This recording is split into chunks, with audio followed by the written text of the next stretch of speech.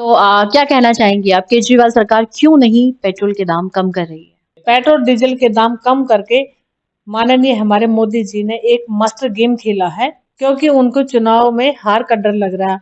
अब आप पिछले कुछ राज्यों में चुनाव हुए थे, उसमें उन्होंने बहुत भारी हार मिली थी। उस वो वही हार को लेकर के वे बौखलाए हुए हैं।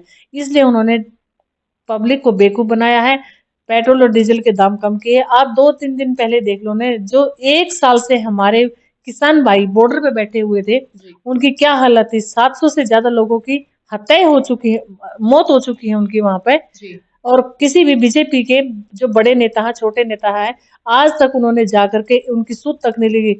बाकी उनको खालिस्तान बताते हैं, बाहर के लोग बताते हैं, कभी कुछ बताते हैं। क्या वे खालिस्तान थे?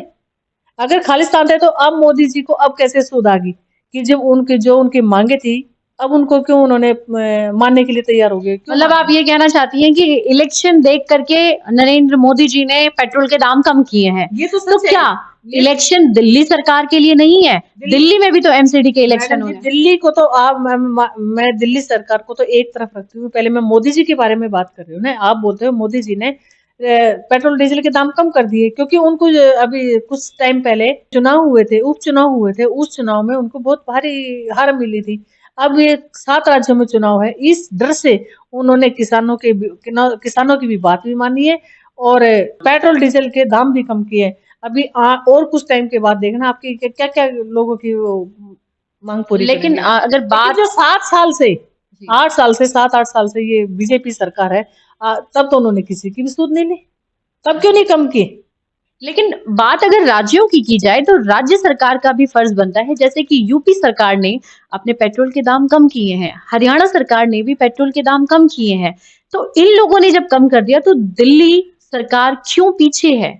मैडम जी, जो आप और दूसरे राज्यों की बात कर रहे हैं, जिन राज्यों की बात कर रहे हैं, उस उनकी हालात देखो ना।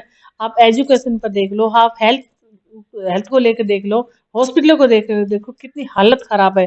दिल्ली के अंदर हमारे माननीय अरविंद केजरीवाल जी ने शिक्षा पर कितना अच्छा काम किया है, स्वास्थ्य पर कितना अच्छा काम किया है। इसके अलावा हम रोज खबरें पढ़ रहे हैं कि आज इतने आदमी मर गए, आज इतने बूढ़े मर गए, बच्चे मर गए।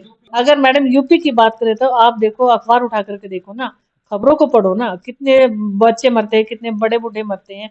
आप उनको देखो। आप दिल्ली में जाकर के देखो, दिल्ली के हॉस्पिटलों को देखो, दिल्ली के स्कूल को देखो। और जो डीटीसी की बस है, उसमें हमारी बहनों को का किराया फ्री कर रखा है। आप देख सकते हो। जी। जैसे कि आप भी अपने घर से बाहर निकलते हो तो बस में आओ ना, क्यों पेट्रोल फूकते हो? मतलब आपका ये कहना है कि ट्रांसपोर्ट को ज्यादा ट्रांसपोर्ट को कितना अच्छा उन्होंने बना के रखा। मैं ट्रांसपोर्ट अच्छा हो जाएगा तो पेट्रोल और डीजल की जरूरत नहीं पड़ेगी। दिल्ली सरकार अपनी तरफ से अपने वो उन लोगों ट्रांसपोर्ट को को। कितनी सुविधा दे रखी है ना, और राज्यों में क्यों नहीं है ये सारी सुविधाएं? तो आप ये आप कहना चाहते स्कूलों हैं कि पेट्रोल के दाम इसलिए ज्यादा है क्योंकि हमें और बाकी सुविधाएं मिल रही हैं। जी बिल्कुल। और तो क्या दिल्ली सरकार, हम आपको लगता है दिल्ली सरकार पेट्रोल के दाम आने वाले टाइम में कम करेगी, क्योंकि दिल्ली सरकार को भी इलेक्शन लड़ना है?